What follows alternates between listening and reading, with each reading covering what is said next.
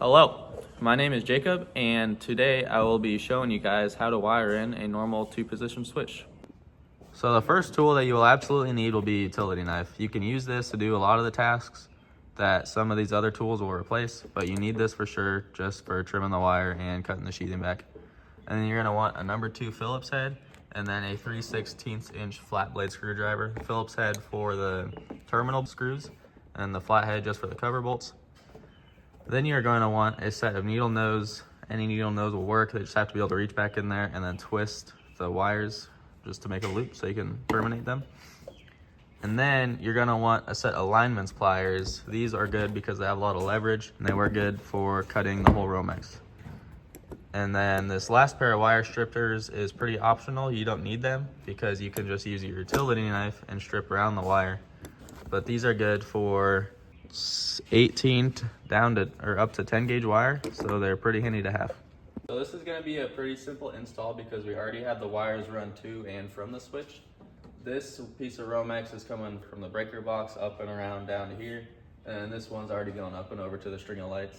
We're just replacing the switch that was already here. So when you're just replacing the switch in a house, normally you wouldn't have to replace the box, but in this instance it was a really small old metal box and there just wasn't much room to work, so I'm going to replace the whole thing. And if you're working in a house, there's little notches over here to account for the width of a sheet of drywall. But since there's not going to be any drywall, I'm going to put it flush out to the 4x4 here. So you're going to want about 6 inches of wire sticking out past where it comes through the knockout here. So about like that. And then you could score.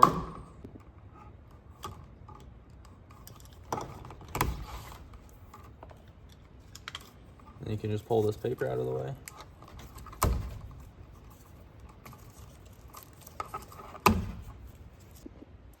Okay, now since we have 2 of these ground wires coming in and there's only 1 ground terminal on this light switch, we have to make a pigtail where we take 2 of these and put them into 1. So I'm gonna cut them down just about right here. It doesn't really matter too much. And then take those 2 strands and one of these strands that I just cut and twist them together here. And then you can just start wiring it on here to join all 3 of those together. This is probably the simplest way to do it. And then just tuck that back in there. All right, so after you're done with the grounds, we're gonna do the neutrals. So these are real simple, you just have to connect them together. So take your wire strippers. If you don't have wire strippers, you can use your utility knife. But this is 12-2 Romex, so it's 12 gauge. So just put it in the 12 slot and strip about 1/2 inch off of there. Once you have these stripped back to the same length, you can hold them together and screw your wire nut on there. Wire nut and thread on there. Just tighten the hole. That's it. So now you can tuck this out of the way too and start working on wiring up the switch. Now we got the neutral wires tucked back out of the way in the back of the box. We can strip this about the same amount off of the hot wires. All right, once you get your wires stripped back, you're ready to just hook them around the terminals on the switch. So you want to make sure the 2 on the switch are screwed out. And then you can take your wires, grab them with some needle nose, and just twist them around to make a loop. Just like so. And then what I like to do, just because I think it makes sense, is to have the incoming power go to the bottom terminal and the wire that goes up to the lights be on the top terminal. Okay, when you get these on the terminal, you want to make sure that the way that they're twisted is going clockwise. That way when you tighten them down on the terminal, it's going to be tightening it instead of trying to wind it off. And you also want to make sure there's no insulation going around the screws. And then take your number 2 Phillips and just tighten it down. You don't have to be stupid, but you definitely don't want it falling out of there. And as you can see, the insulation goes past the back of there, but it doesn't go to where the screw's hitting it. So that's perfect. So just repeat the process for the top wire. Now those are on there as they should be. And then now you can take your ground wire that we pigtailed off of the other 2 and pretty much do the same thing. Wrap it around this green terminal on the light switch. All right, now you are good to put the wall plate back on there before we test it out, see if it works. You always want to make sure these screws are vertical just because it looks nice, you know, presentation. And now we can see if it works. Flip it on and all right, the next thing that I'll be showing you guys how to do is how to wire in just a normal duplex receptacle. And for this instance, I'm going to have to install this box here. So this is just a normal receptacle box. And the tools that you're going to need for this are the same. Needle nose, everything's the same. Just you're also going to need a hammer because we're going to have to mount the box here on the wall, and we'll use some 3-inch nails for that. So after you got the box mounted, you're gonna want to knock out one of these knockouts. If it's one of these metal ones, you could just take needle nose and should just be able to hit down, grab it, and just break it off like that. Now you can take your Romex and run it down through here. And since this is the last receptacle on this circuit, we're only gonna have one line coming down through here. So you just want to measure out the 6 to 8 inches right here, and then take your alignment pliers and go to snip. So you do that, you're gonna need to take your utility knife, score it, and then strip it down, and you know the drill.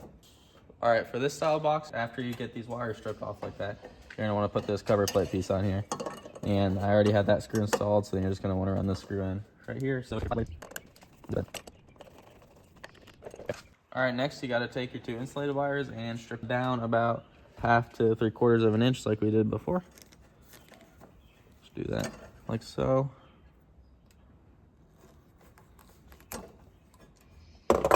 And then on the receptacle, this one's pretty old. I'm just reusing it, but you want to make sure neutral goes to silver and your hot wires go to gold. And then obviously your ground goes to the green one. So I think you should always go in an order that makes sense. So I always do ground, neutral, and then hot. So take your needle nose and twist these around. Hook it on the ground.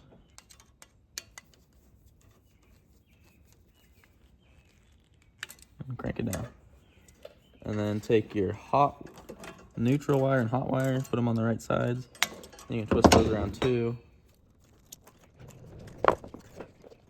And it might be a little confusing because there's 2 screws on each side, but this is just if you're gonna run a bunch of outlets in a row, so you didn't have to do a bunch of pigtails. You could just run one to here, and then your outgoing wire to here, and then run it to the next outlet. But it doesn't matter which side you put it on.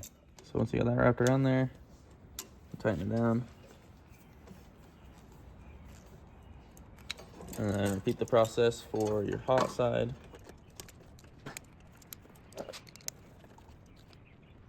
And then once again, make sure that the insulation goes past the backside of the receptacle, but it doesn't go underneath the screw.